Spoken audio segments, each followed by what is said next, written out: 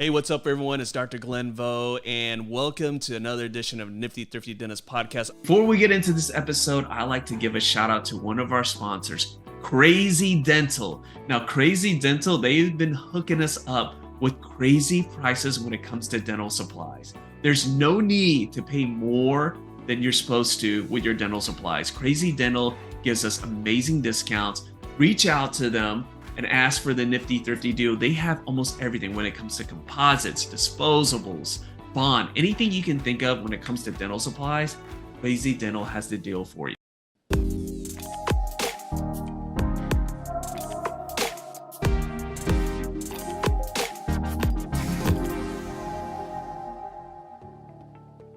I'm here with the practice whisperer himself, Dr. Travis Campbell. Travis, how's it going, man? Going well. Well, I'm excited to have you here because we've done a lot of podcasts together, and most of them have been through Zoom. But hey, we wanted to change things up. I'm here at George Provisions. It's my favorite coffee shop in Campbell, Texas. Travis, what are you drinking right there? A chai tea. Chai tea, and how is it? It's very good. There you go. We got the endorsement from the practice whisperer himself. So guys, if you're ever in the area, make sure you go by George Provisions, grab a chai tea, grab some coffee. But anyways, we're not here to just drink tea and coffee. We're here to talk about, there's a lot of myths out there when it comes to dental insurance, comes to insurance and whatnot. And of course, you're the expert on that. And we see it all the time in all the social media groups. There's like misconceptions, there's myths, there's all these things. So Travis, I want to talk about, let's give me your top 10 myths, misconceptions, problems that dental practices have when it comes to dental insurance. And, whenever I say dental insurance, people sometimes, depending on who they are, sometimes they'll cringe a little bit, sometimes they'll move back. Yep. But here's the thing. I mean, let's be honest here. Dental insurance, this whole game that we play with them, just for some practices, it's a necessity. You have to. Not everyone can go fee for service. That, to me, when people say, just go fee for service, what's your problem? And I think to myself, you don't know their other people's situation, that you absolutely can't just say that.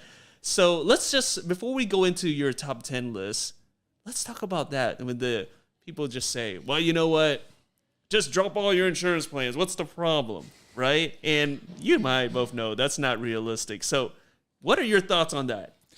So my thoughts are, it depends on what you want for the office. I mean, you can be successful doing anything that you want if you do it well. And that means being in network, out of network, and you can fail if you're not doing something well. So I've actually seen personally, locally here, 2 dentists who went fee for service, who went bankrupt. No way. They switched and they went bankrupt because they did not plan for it. They did not actually do it. They just kind of got on this bandwagon of let's just drop it. And then they lost all their patients. And, that's what drives our office, is people coming in the door. So you got to realize it depends on you. Now, personally, I'm a dentist I'm not the most relationally built person, just naturally. So I don't want to sit here and talk to people about their cousins and their half cousins and families and kids and everything else. I'm like, okay, great. That's awesome. Here's a DO that I've got to do. So, and that's just me. No, personally, I'm going to focus on what makes me happy at work. And for me, that's the dentistry.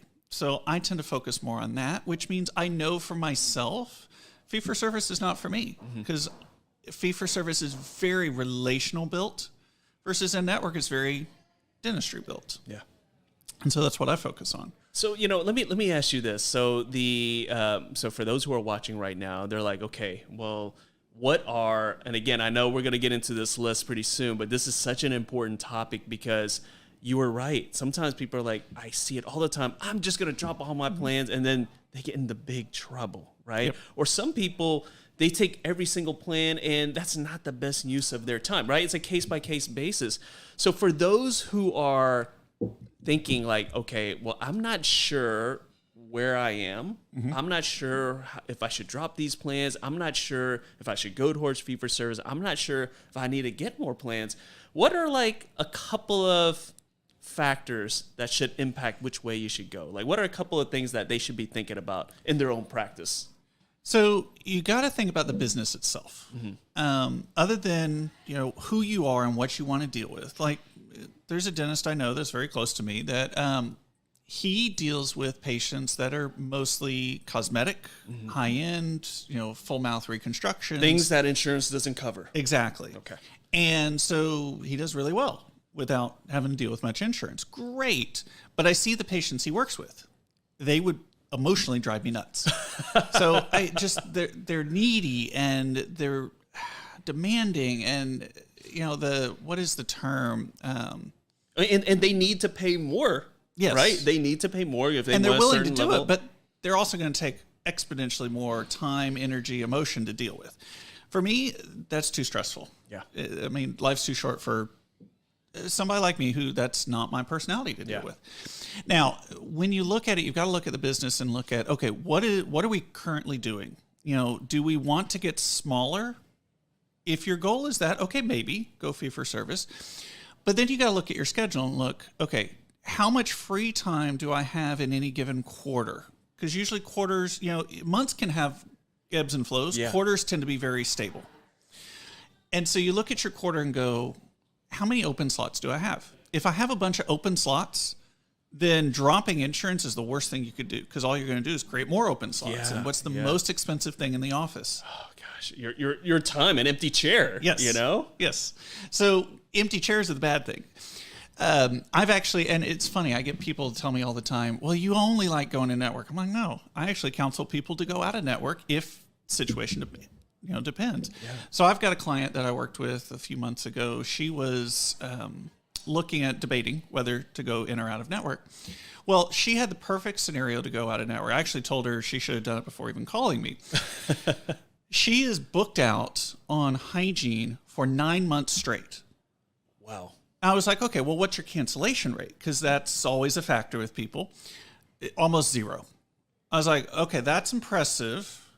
You need to just drop now. She's like, but it's half my patients. I'm like, you could lose half your patients and you wouldn't even notice it because you'd only be booked out, let's say 3 months as opposed to 9. It doesn't matter. Then I asked her, okay, well, how long is your treatment schedule booked out? Because some of us are a little more conservative with treatment planning, so we need more patients. Awesome. Oh, she's booked out like 2.5 months for treatment. I'm like, okay, it does not matter. Just go drop them right now. I don't even care how you do it. You could lose half your patients. And she also had some other things in the area, like she's mostly surrounded by corporates with bad reviews, and patients have left and come back and said she's exponentially better than everybody else. So she's got the perfect scenario to drop. But I have lots of other dentists that come and they're like, my schedule's struggling. I've got open seats. I don't have enough patients. I don't have enough work to do. Wow, yeah. Like, okay, well, you need more marketing, and insurance is just a marketing expense. It is. That's all it is. And it's one easy way in the terms that you don't have to pay it up front. And so there's less quote unquote risk with it because you pay on the back end. So you got to look at the office in general. Yeah. It's kind of like if you don't have any money, no money. Some money is better than no money at all. Some patients better than no. And I understand how some people are like, well, I don't want to hop around. I don't want to have a heavily PPO practice. But if you don't have any patients, you're not hopping anywhere. Yep. You're just sitting there and ranting on social media. Okay, we need to bring you back and discuss this more. But let's hopefully this will stir some more conversation. We'll bring you back. We'll discuss this more. But let's get into this top 10 list. Let's get into this top 10 list of the biggest misconceptions, because again, the people who don't have enough patients and who do need to be in network. Well, there's a lot of things that you need to know, right? And we should dive right in there. So, Travis, let's jump with your list here and let's go through it. Well, while we're talking about in or out of network, the one that amuses me the most is I'm having challenges with denials. Let me just drop network. Like, okay, I get the concept. You're upset with the insurance company. Yeah. Great. I deal with upset people with insurance companies all the time. But what part of denials has anything to do with your network status? Yeah. I've actually got a few friends that work as insurance consultants and they usually aren't very public about it because they tend to get blasted for it. They're great people. They have to work within a framework. Mm-hmm. But when they get a claim, they have no idea what your network status is. So why would dropping network have any impact whatsoever on whether you get approved or denied on cases? And that's one of those challenges of if you're having concerns with insurance companies that have nothing to do with your network status, dropping it is not going to fix the problem. Yeah. And denials are all about documentation. Now, yes, I get the concern that comes up is, well, 10 years ago we used to submit X and we got paid. I'm like, well, unfortunately, life changes. Yeah. I mean, that was 10 years ago. There's a lot of things have been different 10 years ago. Yeah, we didn't have intraoral cameras in every operatory. X-rays were quite a bit different. Yes, things change. So expectations are higher. And so we've got to be better. Yeah. So a lot of it is learning how to not get denied will help everybody in or out of network. I kind of look at insurance like dealing with our government. You go to the DMV and you got to wait in this long line. There's different ways that they can make it more efficient. But if you go and you start complaining, then they're gonna send you to the back of the line. If you don't fill out the form right, and really if you get to the front and you're like, okay, and they say something's wrong, it's actually up to them. They could be really nice and say, well, excuse me, sir, you can stay right here and do that, or they can say, sir, go back to the end of the line, and you can't do anything about it. And that's just how it is, right? So again, insurance is kind of like you got to just play within the rules. All right. You can complain all you want about the IRS and how they audit and whatnot. But if you refuse to pay your tax bill, well, then something's bad's gonna happen, right? It's kind of like the insurance company. You can complain all you want. You can raise hell. They're just not gonna pay. They don't care. Right. And now this wasn't in the top 10 list I sent you, but it is a good one on this topic, is that insurance is a game, yes, but it's a game that we can get the insurance company to change what they do. I'm like, how do you ever expect to change a multi-billion-dollar company? And they're all multi-billion-dollar companies. Well, some of them.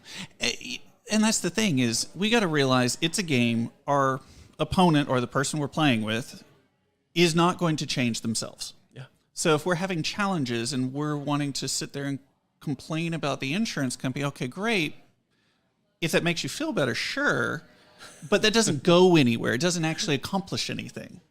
So you got to look at, okay, what is something that we can do to change to make the problem less of a problem for us? It's got nothing to do with the insurance company at that point. It's, if you want to keep beating your head against the wall, you're still going to keep beating your head against the wall and get a headache. Or you can kind of figure out the game, play the game, and get paid with less effort.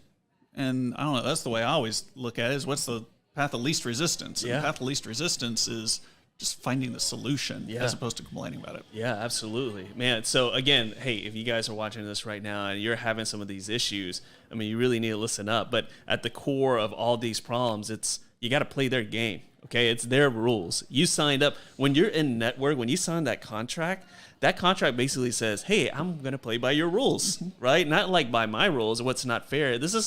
Has nothing to do with what you think is fair. It's really what they require from you, and you gotta just kind of live up to that. So, what are some of the other issues, misconceptions that people that you see all the time that's keeping people held back and not really maximizing their relationship with insurance companies? So let's talk about quality of care per se. Yeah, there is that's a obviously. Big one. That's a big one. I can't believe that they say that this is going to get downgraded and it's supposed to be a crown. They want me to do a big amalgam. That's ridiculous, right? We hear it all the time. Well, we'll go with that one too. So downgrades.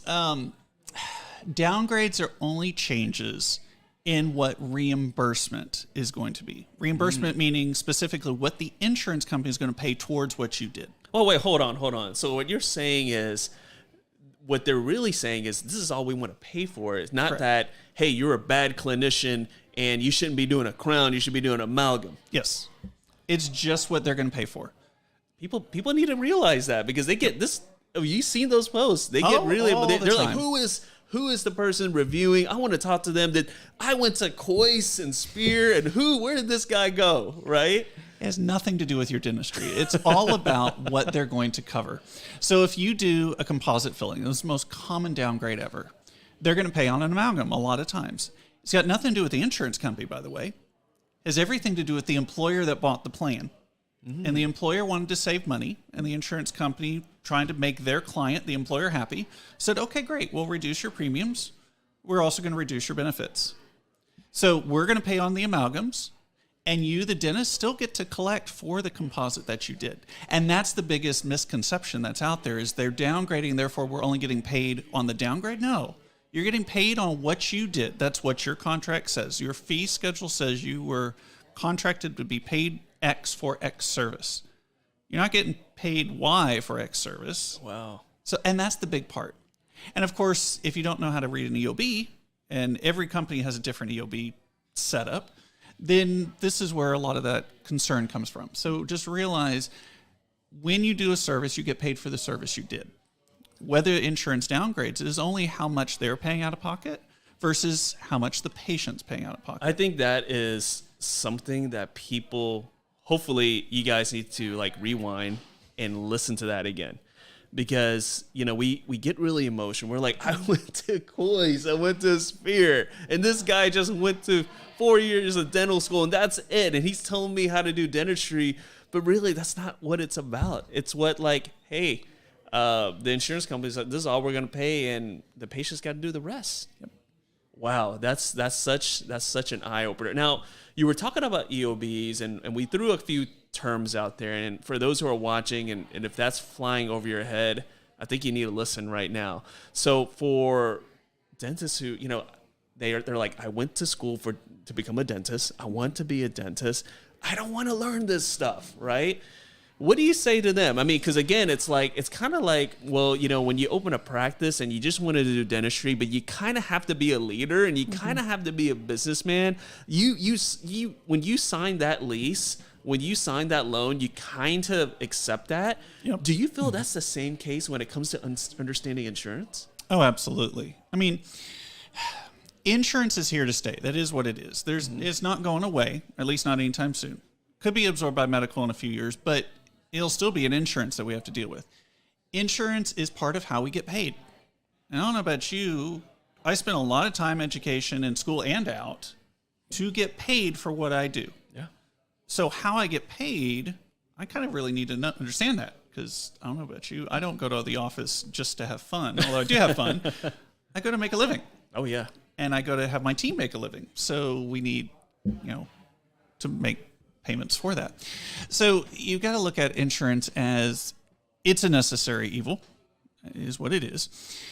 But when you're talking about, you know, EOBs, you've got to look at them as communications that could be correct or could be wrong.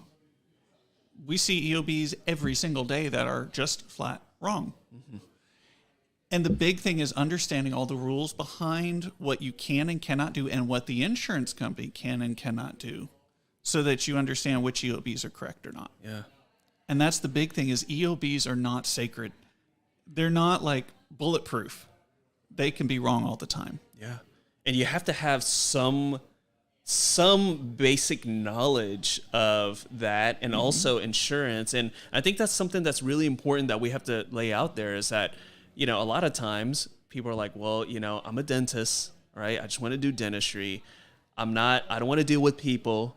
I don't want to deal with insurance. I don't want to deal with marketing. I want to do all that. And the thing is that you have to have some semblance of knowledge for all those things, because let's be honest, most of the time, I say most, okay? I say most. Most of the time, you're the smartest person in the building. Yeah. You're the smartest person with the building. You have the most education, you have the most resources, but yet you turn to someone who maybe has maybe a fraction of your education and say, I need you to figure this out. I'm depending on you on the success of my practice, and I'm just going to abdicate everything to you. So, I mean, and you see it all the time. We see it all the time. How do you feel about that? So, and it's okay. There's a difference between delegating. Yes, and saying helping, and there's another thing to, I don't know anything, and please help me out. And here's the one thing that I want to make clear, because we talk about ownership. This is every dentist. It's not owners. This is associates and owners as well. you learn. So in dental school, we spent tons. I mean, what it was, half of dental school was dental anatomy and human anatomy and, physiology. It's all the basics that are important for what we do day to day. Yeah. And when it comes to insurance, insurance is part of how we get paid, period. But it's also part of how we document, how we code. All of these are basic skills that every dentist needs to know.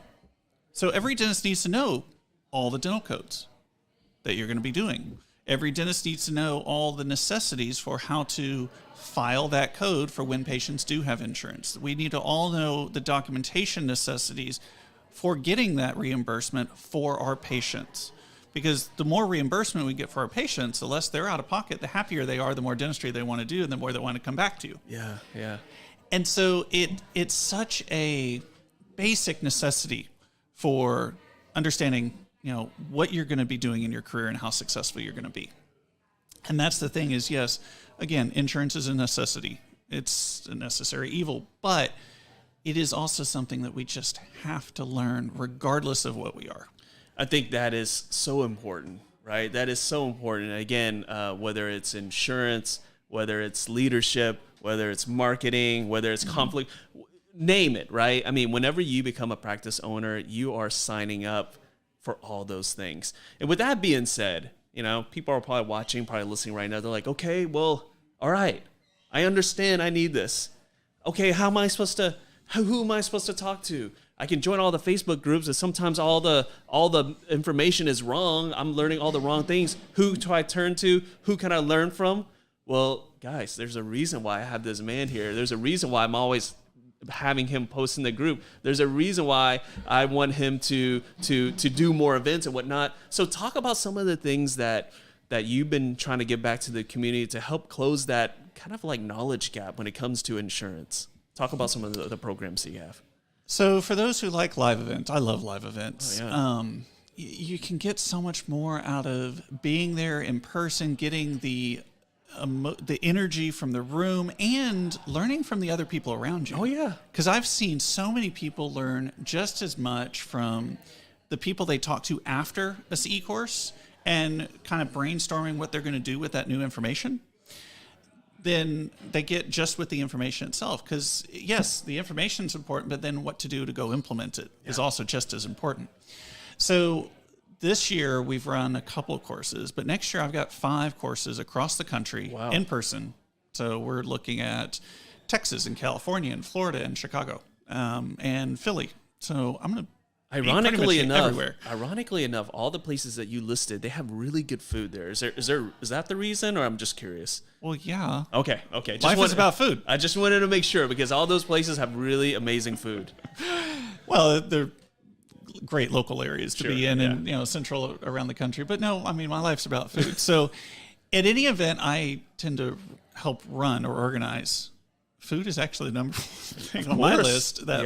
My executive assistant, who, by the way, I delegate all sorts of stuff to, she knows that she's not going to go anywhere that doesn't have good food. Exactly. I love it. So you got the live events. What else? Obviously, you have a book that, honestly, like this book is so important. If you want to know insurance, it's kind of like I wouldn't say it's like the guide, but it is kind of like the guide, right? So talk about that book as well, and how that helps people and how people can get a copy.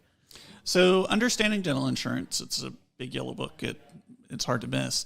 I wrote it, fun part, I wrote it during COVID. I had nothing else to do during the time, like the rest of us.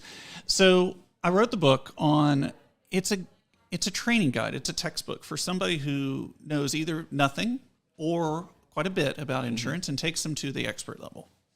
And it goes through every single little detail. I've had people that, have told me it changed their career. Yeah. And so I have actually offices that have told me that they've actually bonused their team to finish the book. Wow. Which was like, okay, cool. Yeah. I asked them, a couple months later, well, what did it do for you? And they're like, well, our collections is up 20%. I'm like, oh, you're doing more. They're like, no, we're just getting paid more. I'm like, well, that was the point.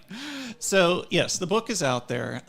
You can find it. Would you say the book is, how every dental practice, in every doctor's office, there's a few books up there, right? You got your Stedmans, right? You got your drug book. Yep. Would you say your book should be right there with the Stedmans? And maybe I think someone told me they still had their Netters book. I was like, what? You still have your Netters? I get it. I guess sometimes you want to know where all the landmarks are. I think Malamed has a book. Some people have Malamed's anesthesia book there. Would you say your book should be like there? The people's shelf there next to the Stedmans and the Malameds. I mean, I guess I'm kind of biased on the book itself, but I'm going to say yes. I'm going to say yes. Yeah. So if you have, I'll say my team has it on their shelf, and they pull it out from fairly Hey, occasionally. look, guys, if I can promise you right now that if you have that Stedman's medical dictionary, I promise you're going to pull his book out more often, because that Stedman's, it just looks really good. And it's really good if I have to push something down because it's so heavy, right? But I promise you're going to get his book out more than that Stedman's, because I know everyone has that Stedman's medical dictionary still there. So we got the live events. We got the book, and of course we got again, I love the name of his site. I just love it. But talk about your website again, because again, it's people are, I'm sure you probably wake up to just as much DMs than I do, right? People are asking you a bunch of questions, and you figured out a way. Look, let me just send people here and get as much information that you can still message him and whatnot. But talk about your site, and the name of the site, because I think it's a pretty cool, catchy name. So it's dentalinsurancegui.com. Just try to make it easy. I mean, easy, right? Dentalinsurancegui.com. So it's again, biased, but it's the #1 online source for everything to deal with insurance. Talking about state laws, talking about myths, what you can and cannot do, CE courses. We do live Q&A sessions once a month that are, by the way, already recorded that you can go watch. So there's a frequently asked questions section. There's everything on there. And the things that people use the most is there's actually a help desk. Basically, you send in a question, you'll get an answer, and almost all of them are answered by me. And so it's a great way to supplement, the basic education that comes from the book, and then send me, the day-to-day concerns. Here's an EOB we're having a challenge with. Here's a case we're having a challenge with. Here's what I want to do. How do I code it, or how do we document it, in order to get that coverage? And some of it I've had people ask me, well, how do I talk to a patient about this? Because some of what I talk about all the time is not necessarily the normal that offices do, but it follows all the rules. And that's the big thing, is knowing what you can and cannot do and how to implement them. Yeah. And so that's what the site's all about. I love it. And again, if you guys need more information beyond the book, if you went to a live event, right, if you read all his posts, this site has a lot of those things. And of course, you can always reach out. Again, Travis is probably one of the most easily accessible, at least for me. I mean, I'm messaging him all hours of the day, but I'm pretty sure he responds to everyone else just the same. But Travis, so before we just jump off here, tell us when your next event, or what's coming up in the pipeline. Obviously, he is contributing to something I'm working on, but I'm not going to tell you what it is. It's going to be later, but you're definitely going to see that. So there's going to be more, and you're probably wondering, wait a minute, these guys just jabbered about a bunch of important stuff. They didn't get through the list. I did that intentionally. It's actually going to be in something that I'm doing, so you're going to have to read that later. I'll tell you more about that. But again, what's the next event, or where if someone wants to meet you in person, where are you going to be at next, off the top of your head? So I'll be in Philly in 2 weeks. 2 weeks. Okay. And then next year, Houston, February, and April, I'll be in California. And then what about here locally in DFW? Anything going on? So DFW is going to be September. Okay. There Next you year. go. There you go. There you go. Hey, maybe I'll needle him, and if we get enough response, maybe we can just pull. I mean, if we can always do something here, we can create another event that's not in his schedule. I'm sure his wife's going to be okay with it, So anyways, with that being said, Travis, thank you so much for jumping on. Guys, thanks for tuning in. Check out the show notes. We have all the information, his website, his book, all his events. And of course, he's on. If you're in the group, right, just reach out to him. You can type a post, tag him, say, Travis, I need some help. Yep. Type down your problem, because then we all like to learn from that. That's where we all learn. So Travis, thank you so much for jumping on. Guys, we'll see y'all next time. Thank you, Glenn.